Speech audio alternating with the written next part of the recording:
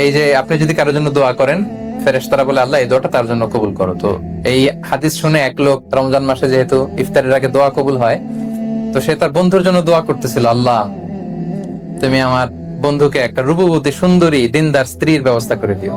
তো পাশেই রান্নাঘরে আবার তার ওয়াইফ রান্না করতেছিল, সে রেগে মেগে আগুন দৌড়ে আসছে, এই কিসব দোয়া করতেছে?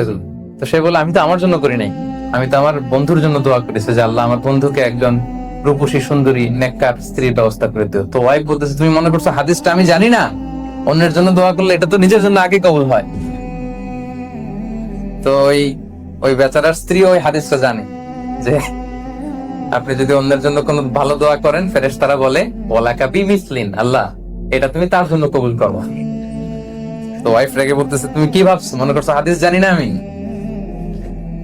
তো সম্মানিত শুধু এটা কিন্তু অসাধারণ একটা ব্যাপার যে আমি আমার ভাইয়ের জন্য দোয়া করলাম আর ওইটা ফিরে আমার কাছে আসতেছে। আপনি অন্যের জন্য যা যা দোয়া করেন, আপনার মৃত আত্মীয় স্বজন, আব্বা আম্মা ভাই বোন, তাদের ক্ষমার জন্য যদি আপনি দোয়া করেন, ফেরেশতারা আপনার ক্ষমার জন্য দোয়া করে। তাদের যে কোনো সমস্যা নিরসনের জন্য যদি আপনি আল্লাহর কাছে দোয়া করেন, ফেরেশতারা আপনার সমস্যা যাতে দূর হয় এই দোয়াটা করে।